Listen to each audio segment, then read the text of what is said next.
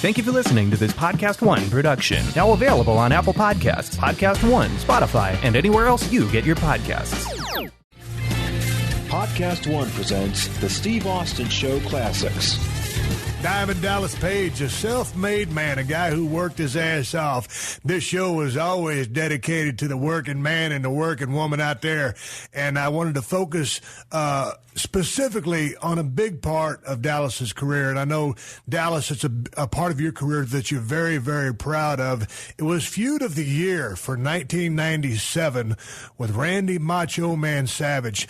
And this is a guy who I always wanted to work with in a long, extended program at a high level, and that never happened. I did a JOB for Randy back in the day in Orlando when we were in WCW doing those TV tapings down there, and that just was what it was. It was a quick job, but I had so much respect for the guy. You have been plowing along. You've been gaining all this information from guys that helped you out, from Sarge, Buddy Lee Parker there in the school, Jody Hamilton dropping some words of wisdom to you, hooking up with Jake the Snake Roberts, who would help your in-ring style, your persona, your psychology, your promo. All of a sudden, you plow forward. Comes a time you're going to get an opportunity to work with Randy Macho Man Savage. How does this happen? Because you've come up the hard way. There's a lot of other players up there. What made Randy say, I've got to work with this cat? Well, it was coming off, the whole thing, it was really funny because me and you, we were both trying to be heels. And right. The people just wanted to fucking cheer for us, and for me, it happened because of the diamond cutter, and it happened because it came out of nowhere in job matches, and the move was getting over. And when I realized the booking committee wasn't going to push me, I figured, fuck them. I created that sign. It was actually Ron Reese, the big 7-footer, who never really became a name in the business, but he gave me that. He said, Diamond, you ever think about doing this before you do the diamond cutter? And I was like, wow, diamond defense, because I was a basketball player. I was like, fuck, maybe that'll work. And once I realized it was starting to catch on, I made it the focus for everything. And I just talked about the diamond cutter coming out of nowhere. And then, Scott and Kev came to WCW, and they couldn't have been any hotter. And I was the only guy with a real relationship with the both of them. I managed Scott and helped create his gimmick, and he was my first tag partner ever, and I was tag team partners with Kevin Nash. So I got into the middle of the card, and what I used to say is, and this, I have to segue this one little. It was a defining moment in my life. Dusty Rhodes was my mentor off to the side for the business, and he would let me bitch or vent on him at times. And I was so pissed. I'd come out of this meeting with the booking committee, and I was like, Dusty, they're just never going to give me what I used to call the Jake Roberts, Rick Rude spot, which was a shot at being the top guy, a shot at being the upper guy in the business. But whenever Rick Rude came to the ring or Jake Roberts came to the ring, you never knew if they were going to win, lose. You didn't know. I don't give a fuck who they were going against. You didn't know. That's the spot I aspired to be in. And I was like, Dream, they're just never going to give me that fucking opportunity. I mean, I know I'm never going to be you or Flair or Hogan. I mean, I know I'm never going to be the world champion, but fuck, man, they're never going to. And he just cut me off. He goes, what did you just say? And I said, well, Dream, come on, I know I'm never going to be you or Flair or Hogan. He goes, no, what did you say after that? I said, well, dude, they're never going to put the world title on me. He goes, then what the fuck are you doing this for? He said, Dallas, if you do not think that you have the ability to be the world champion as hard as you work, who you work to be, and you don't think you can be the world champion, he goes, you need to get the fuck out of this business right now. And I swear to God, bro, I wrote it down with him on the phone. I will be the world champion in 5 fucking years. And I wrote it just like that. And fucking it was 4 years, 4 months, and 14 days. That's when April 11th came around, and I was the world champ. But it happened the whole shift changed when Scott and Kev came in, and I shot that. They shot the angle with me, and it was my idea that they give me the NWO shirt, and I tell them to go fuck themselves. I remember that. And that was the beginning. Hold on one second. Just pause on me right there. You walk in the door to the left. It's a little bottle right there. So what happened right there was I brought the idea, knowing that the Booker Company wasn't going to do anything with me.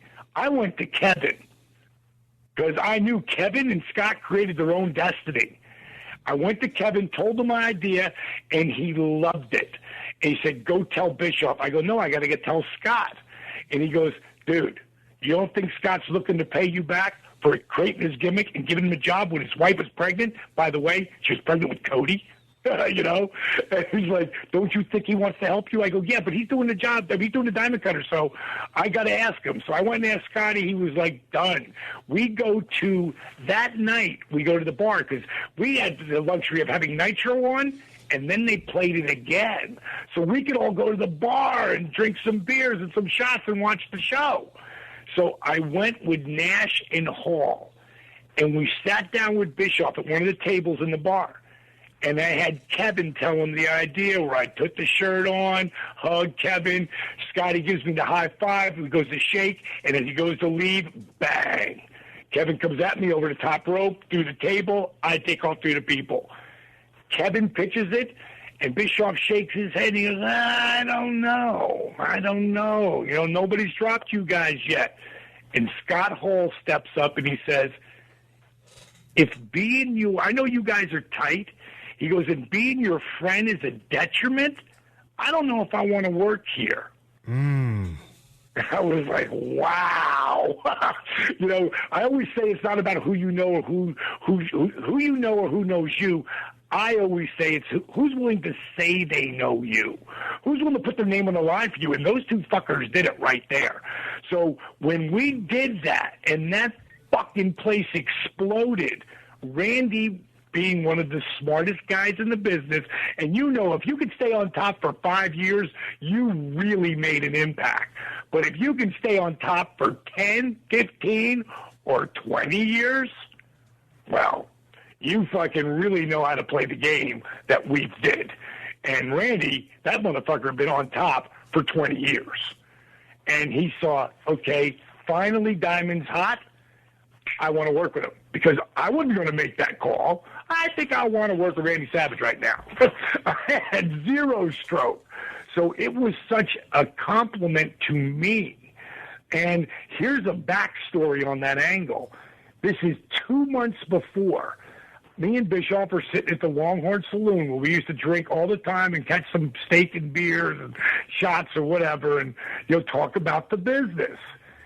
And one night I go, I got to tell you something. He goes, what's up? I said, Kimberly, you know, has been in blondes, brunettes, and redheads and a bunch of satellite Playboy shit. You know, it's like there's satellite issues.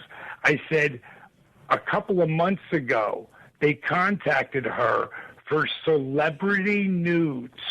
We're talking about, the chick who was from Baywatch, Pamela Anderson and Nicole Smith, Cindy Crawford, the most beautiful women ever in Playboy.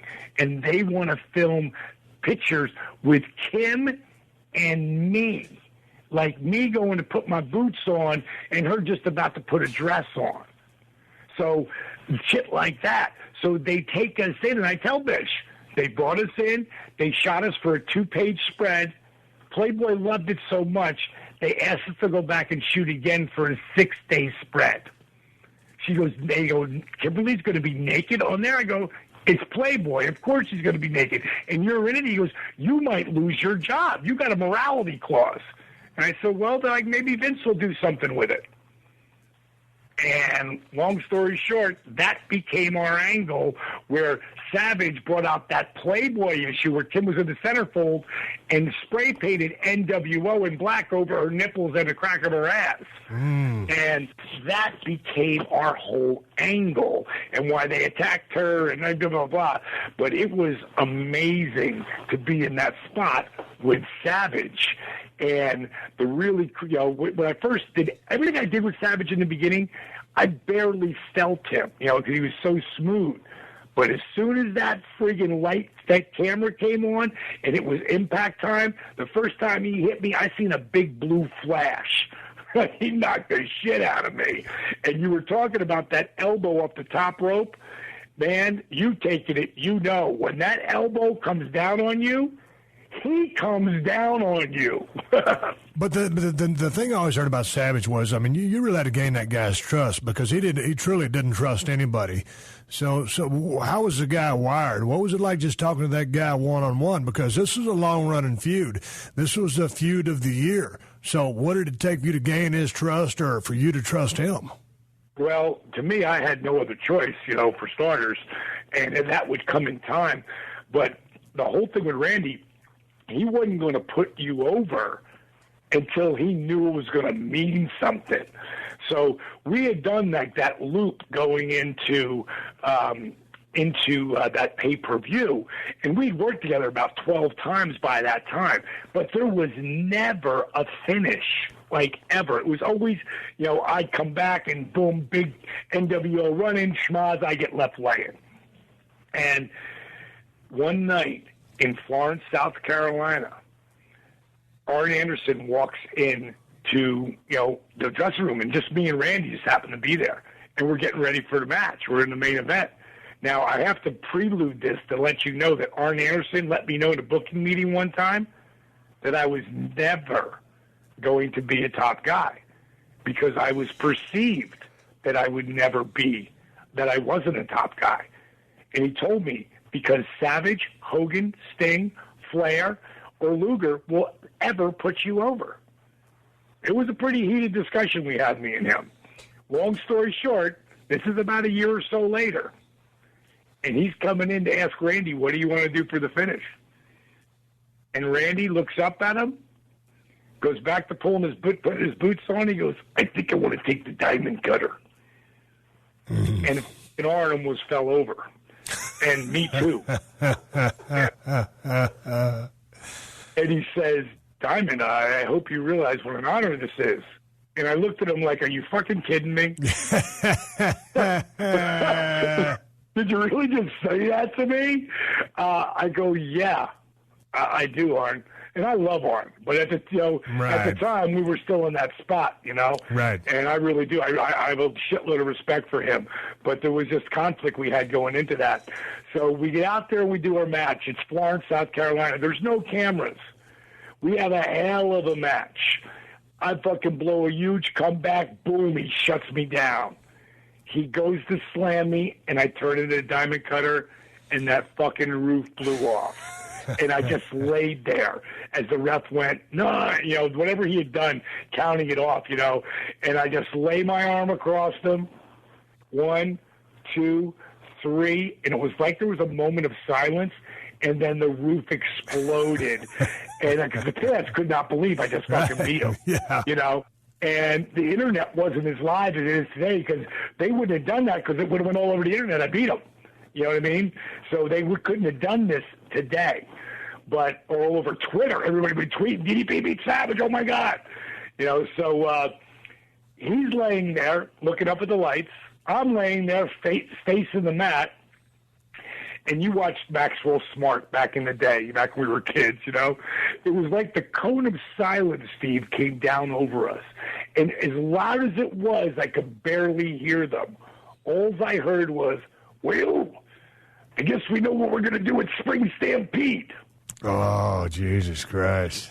Oh, man. I was like, if he's ribbing me, I don't give a fuck. And then we got there, we did that, and he just took that diamond cutter off the chain, and that first Spring Stampede was amazing. It was 2 days off my birthday, and then we came back with it. We would have gone right back in the next month. You know how it goes. But Randy tore his Achilles, which friggin' pushed it back a month, and the booking committee started to push us down the card. And Randy went, oh, man, having a pit bull in your corner to keep your shit alive. And he went right to Hogan. And we did this angle where he came out cutting his promo about me with crutches, and they were shoot crutches, the aluminum ones that he needed. And I came out and went at him, and he got out of the way, and he grabbed Liz, and he dropped one of the crutches. So I picked the crutches up, and I went to hit him with the crutch, and he pulled Liz in front, and he dropped the other crutch, and Hogan came back from behind me, picked up the other crutch, and right as I'm about to get Randy, of course, Hulk clobbers me with the crutches, right? And that motherfucker, I gotta tell you, he whipped me like I stole his family jewels. He whipped me with those crutches. I'm watching pieces fly off that fucking crutch like jettison left and right.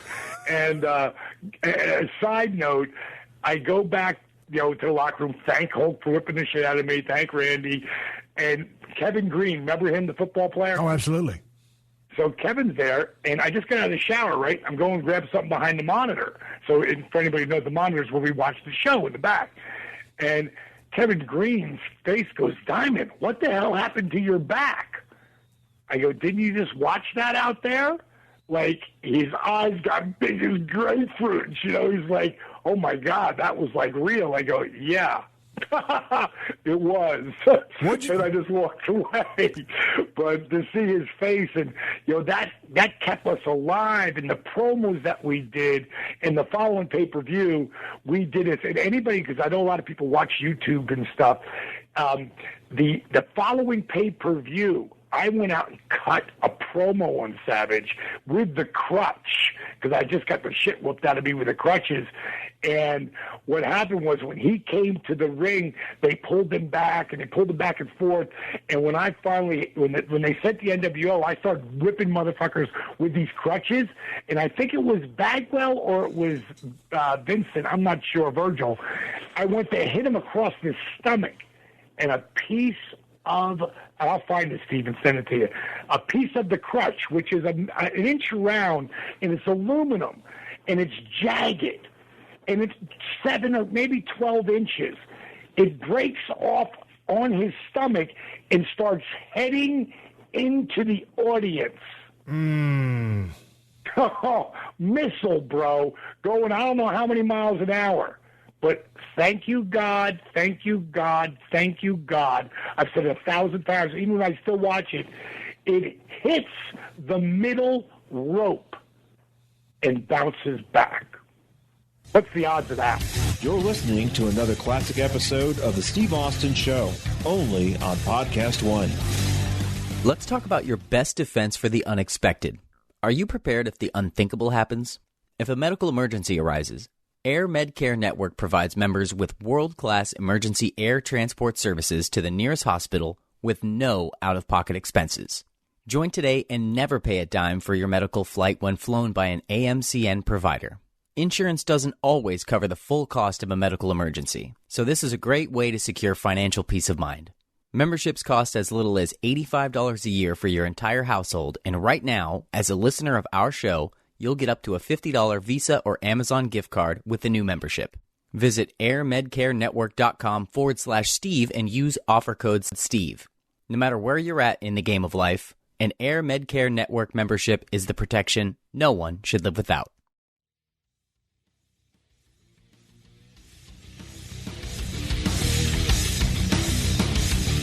Well, it's like when I broke that cane on Brian Pillman. That was a duck head handle, it was a brass handle, and that thing flew off and hit the barricade right there before it smoked somebody in the head in the aisle. I got lucky as well. There's some crazy shit that goes on in the ring. What'd you like best about working with Randy Savage? The promos. I loved the promos. Number one, there was one of my favorite promos ever. It's out there on YouTube. It's I think it's coming into the second match, or no, the first match, because he didn't know my name. That was part of the gimmick. I don't know what's his name. It's on the tip of my tongue. I can't remember. What is it? So when he finally he cuts the promo on me after I have a match, he comes in the audience, and he says some shit like, Diamond Dallas Page, what are you, some kind of gemologist or something? And then he gets into, we're going to find out at Spring Stampede whether Diamond Dallas Page has any family jewels at all. And that got like a huge pop, you know? Right. And I had no idea how he was going to end it. And Gene went to close it out, and I grabbed the mic, and I go, "Well, Macho Man," and the place popped because I'm imitating him.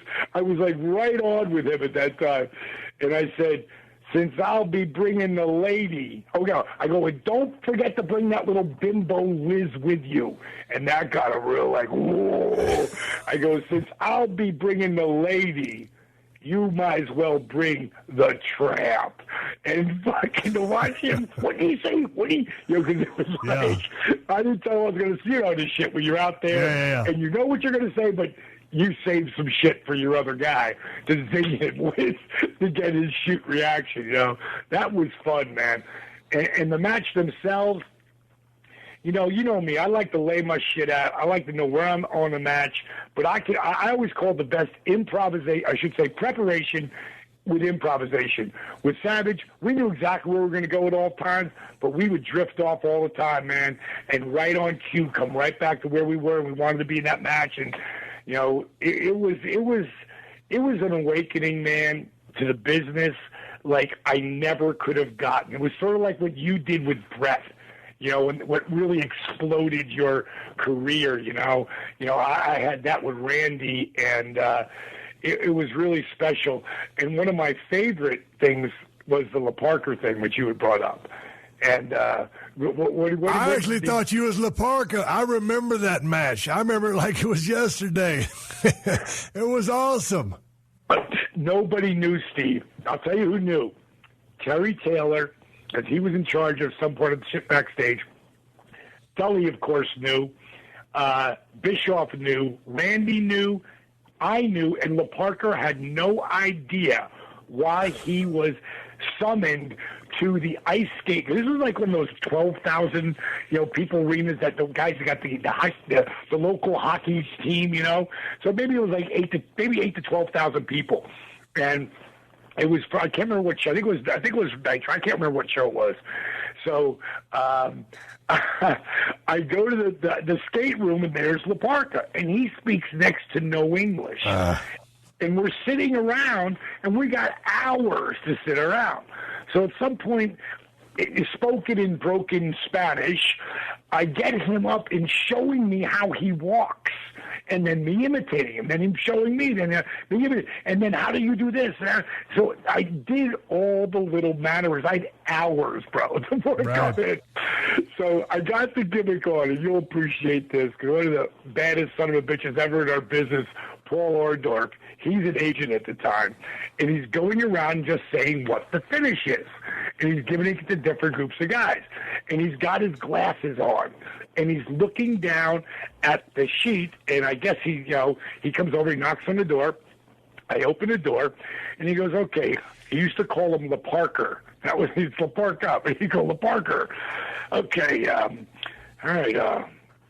Okay, you're going over to finish. And he looks up at me, and he sees my blue eyes, and he goes, "You're not La Parker."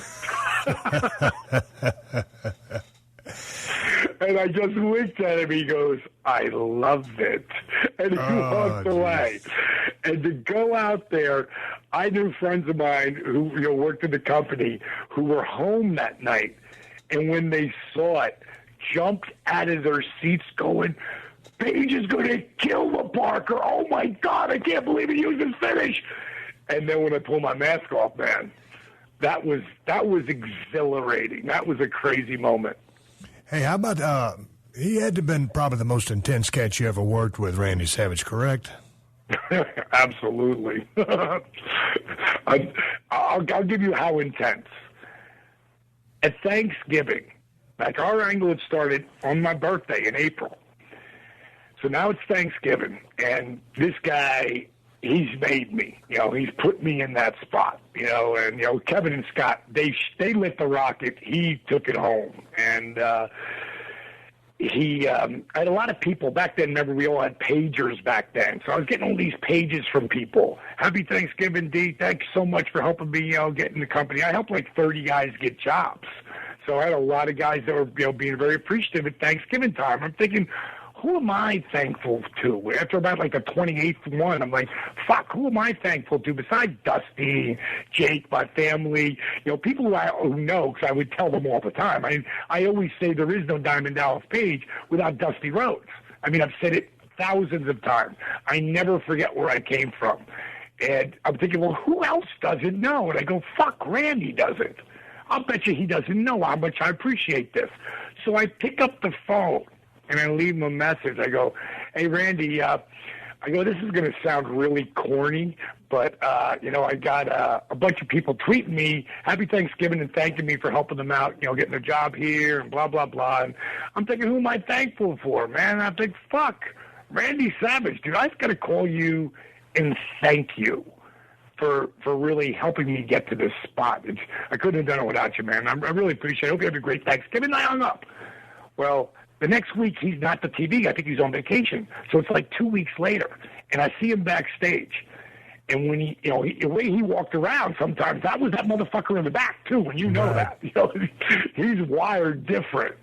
And when he sees me, he goes, Diamond, come here. I'm thinking, fuck, what did I do? So I'm walking over to him, he grabs me, and he pulls me off. He goes, come here. He goes, I got your message. And I got to tell you, and he's fucking looked like he's going to kill me, His eyes are fucking all wound up. He goes, I got your message, and I called my dad up, and I played it for him. And I said, Dad, does any of the boys ever do that for you? He goes, no, Randy. He goes, I never even heard of that before. And he goes, that's what I thought. He goes, Diamond, I just want you to know it meant a lot. And he gave me a really big hug. It was like, that's how intense that cat was, Man, I tell you what, I just, I remember you've told me that story before, but I always love hearing that. And, that's, that was a heavy-duty cat. I wish he was still around. And I know that meant a lot to him. And you mean a lot to a lot of people right now because you're changing lives. And we're going to close the chapter on pro wrestling. We'll talk a little bit about it because it's why you developed DDP Yoga. But we're going to take a break, talk to our sponsors for just a second. The man, Diamond Dallas Page, is going to talk about the system, DDP Yoga, that's changing lives all around the world. Coming back. You own or rent your home? Sure you do. And I bet it can be hard work. You know what's easy? Bundling policies with Geico.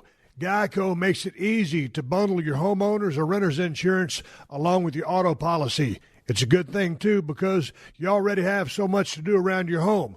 Go to geico.com, get a quote, and see how much you could save. It's Geico easy. Visit geico.com today. That's geico.com. Welcome to the Steve Austin Show. All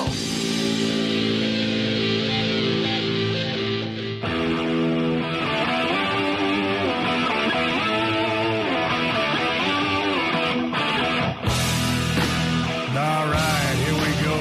One more time. Talking with Diamond Dallas Page, my old buddy from a long time ago. Guy who has worked his ass off to entertain people all over the world and who continues as the working man. But in a different way. He's developed a system called DDP Yoga, which is literally changing lives all over the world. You've got cats doing this stuff in Afghanistan and the NFL and WWE and TNA. I'm about to try it myself, but let's get the 411 from the man himself and talk about the creation, the conception, and the adaptation, all the transitions that this system has made to become the force that it is to change lives all over around the world. Dallas, tell me about this yoga thing, because I've known you forever. You came out to my crib back in the day. You put me through a workout. Why is everybody falling in love with the DDP yoga system? Well, I think, first of all, I've got to clear up for anybody who hears yoga and thinks, fuck, I'm not doing yoga. I was that guy, and I get that. So, just, listen to what I have to say for a minute when it comes down to actually fucking being a guy who says, fuck, I wouldn't be caught dead doing yoga. I was that guy for the first 42 years of my life. But when you start wrestling at 35, your career doesn't take off till you're 40. at 41 and 42, you were on top of the world. 96, 97, 98, I was constantly trying to find ways to hold back the hands of time. And then, boom, I blow out my back, and 3 doctors tell me my career is over. I'll try anything. I mean, I just got there. I just got to the top of the heap, and now the 3 specialists are telling me I'm fucking done. Now, I'd rehab both shoulder surgeries. I rehab both knee surgeries back, so I know a little bit about rehab. I talked to the guy who's helping with the rehabilitation for my back, and he was like, well, you'll never really be able to actually get in the ring and do this as well because you'll end up being a crippled. And that's like the last thing I don't want to end my business being where I can't walk around. That's even not though good. I beat up my body so much. So the bottom line is, around that time, I was married to Kimberly, and she was like, why don't you try yoga to heal your body?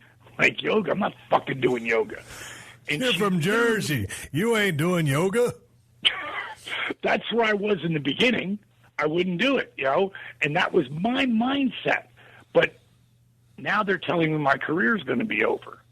So she sort of bullied me into it, to trying it. And I got to tell you, I thank God every day, Steve, that she did, because it's in 3 weeks, I felt a significant difference in my flexibility and my core strength. So now, I'm doing it a couple of times a day. And when it gets to going to bed, I already know how to do a bunch of these positions, a bunch of these moves. I'll do some before I go to bed to help stretch myself out. Now, the whole time I've been doing the rehab. I've still been going down to rehab, too. So I just start to mix those rehab positions with the yoga positions. And then I decided to add in old school calisthenics, push-ups, squats, crunches, done with like a slow burn movement. And my body started getting stronger. And I decided after 8 weeks, I'm feeling pretty good. And you know how I do those push-ups. I lower for 3 seconds. I hold there 3 inches off the ground for 3 seconds. Then I push up for 3 seconds, come down for 3 seconds, hold for 3 seconds.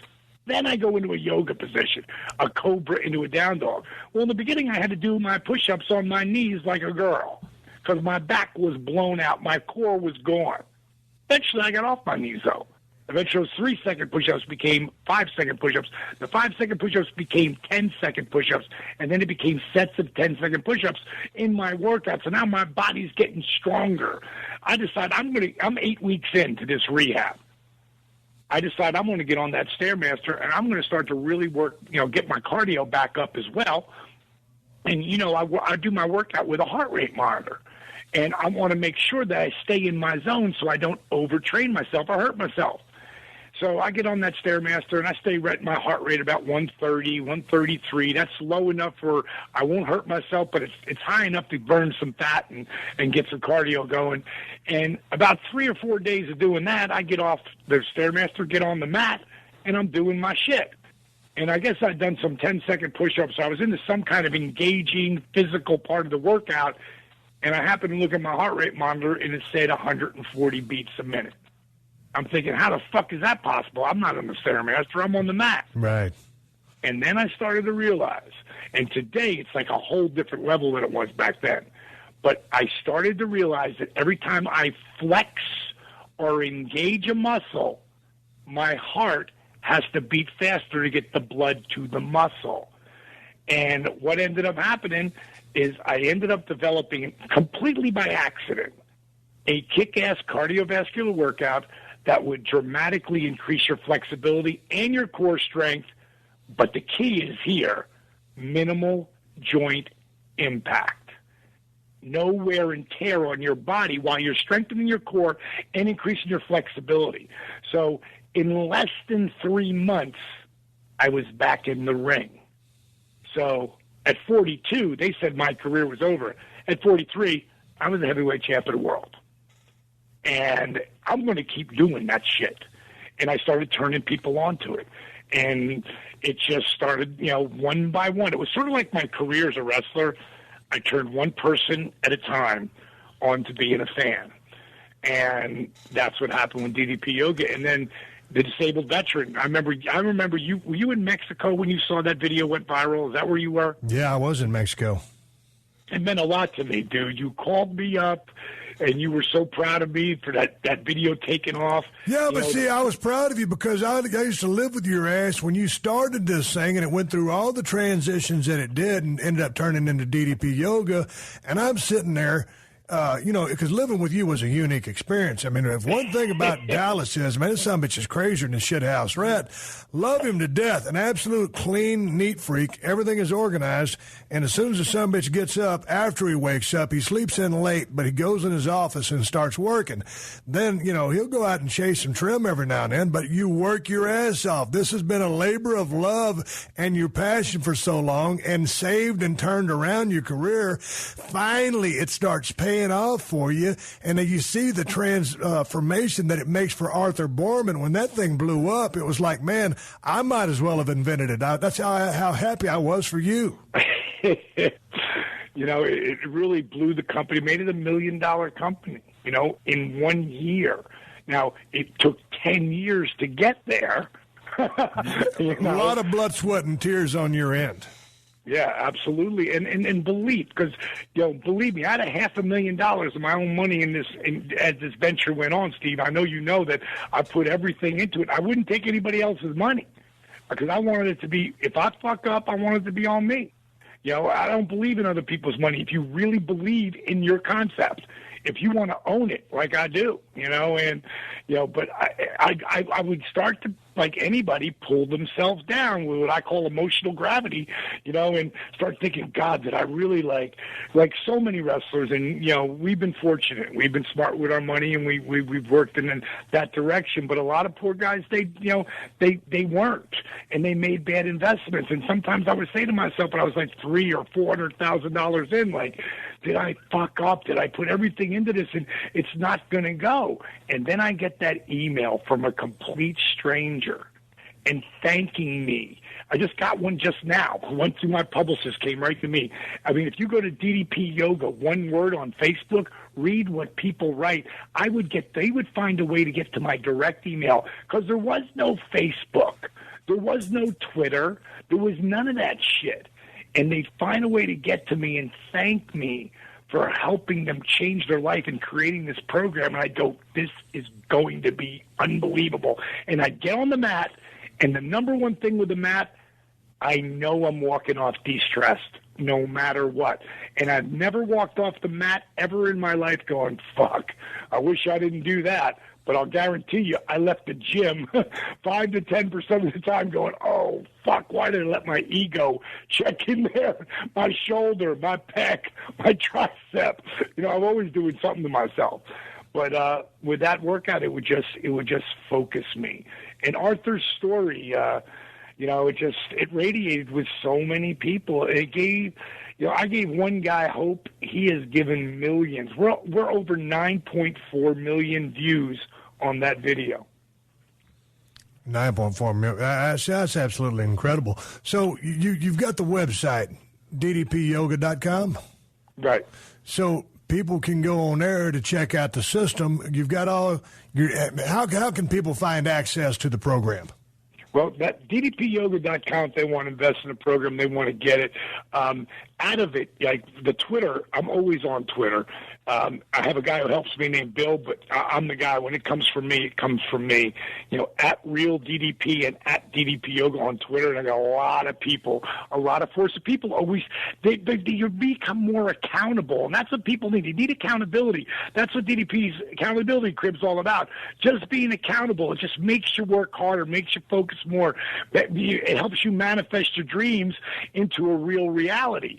But my Facebook, DDP Yoga, one word on Facebook, if you just want to see what people are really saying, go there and just read through some of the comments, because it's like you can't make people chant Austin. You can't make them chant DDP. They only because they believe it, and they believe in the character. You can't make people write the shit they do on Facebook. You just can't do it.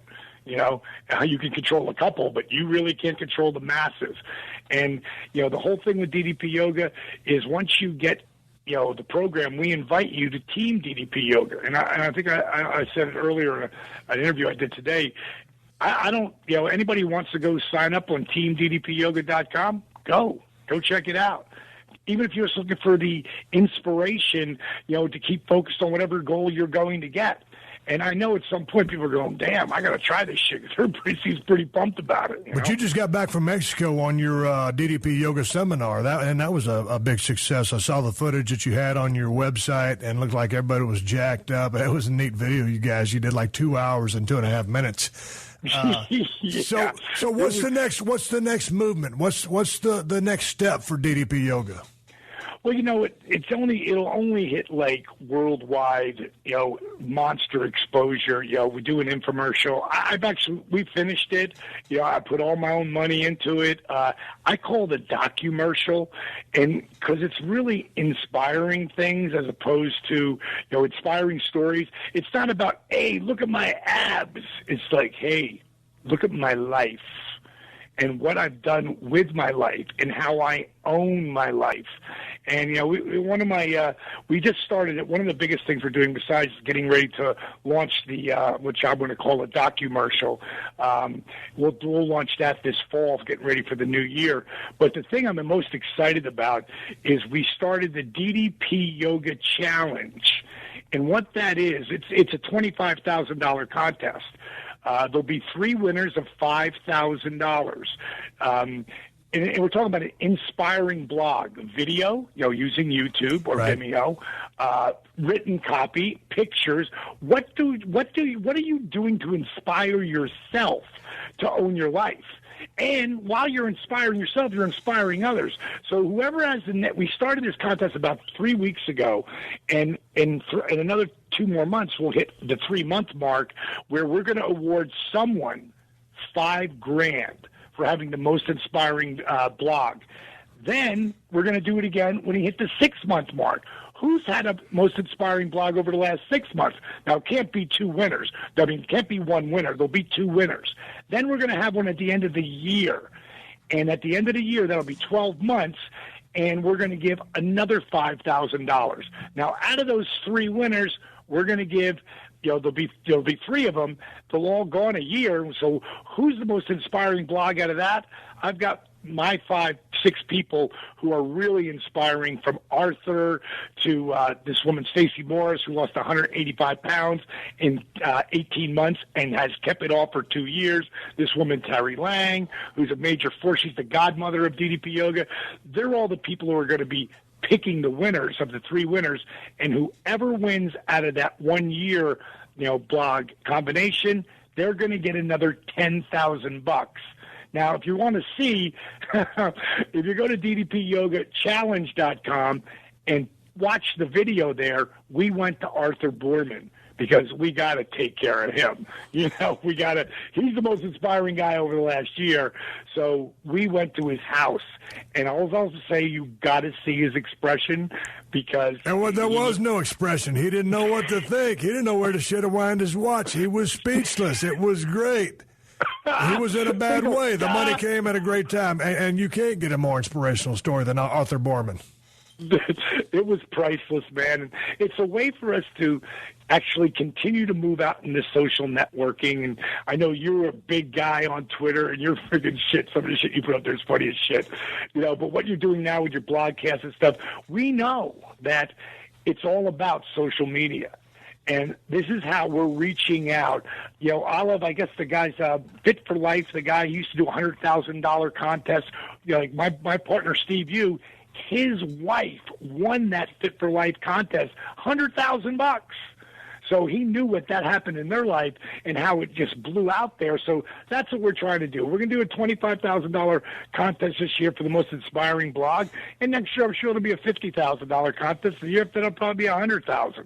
We want to keep it out there on the internet. And we have so many amazing people blogging about DDP Yoga.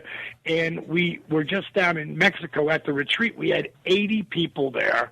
And the only reason we didn't go over that is because I didn't want it to be any more than that, because I wanted to be able to connect with everyone. And 20 of them were either combination of 20 were families and people who've been down there enough times, so they helped out with everybody. But there were 60 new people there that were we had an amazing time down there. Well, I'll tell you what, you had 80 people down there at the camp in Mexico, but you're fixing to have one more here in Hollywood, California. I'm going to start doing the DDP yoga program. I've got about a month to go before I start filming on a movie, and I need some core strength. And you know me, you put me through a yoga workout way back in the day, and that was it. But you've kind of refined it. You've tweaked it a little bit. I've got the DVD you sent me. Steve Austin is about to undertake DDP yoga and see what it can do for me. And I'll tell you what, man, I need some more core strength because I work out everything in a damn gym. I'm a gym rat, but hell, I started having sex the other day with this fine individual female. I blew up about a minute in. I need some core strength. If this can make me look better, feel better, and fuck better, I'm in, brother. This is Steve Austin. I'm sitting here with Gimme Mo Darwish. Dallas, it's been a great time talking to you. You're one of my closest friends. We got to talk a lot in the last 2 episodes about a little pro wrestling, but really to hammer the nail home on DDP yoga and the transformation it's helping people in all walks of life from all over the world. So thank you very much for coming on the show. We got ddpyoga.com. Your DDP Yoga on Twitter. What's your other Twitter handle? At Real DDP. At Real DDP on Twitter. So, Dallas, thank you for coming on the show. Thank you for joining us for another classic episode of The Steve Austin Show. Please leave a rating and review on Apple Podcasts and tell your friends. For more Steve Austin Show, go to PodcastOne.com. That's PodcastOne.com.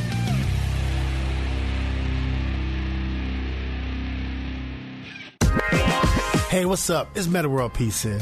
And I got my new podcast, Metaphorically Speaking. We're going to be talking about mental health, basketball, and a lot of tough topics. All that and more with my friends and celebrities. So make sure you check out my podcast, Metaphorically Speaking, every Thursday on Apple Podcasts, PodcastOne, and Spotify.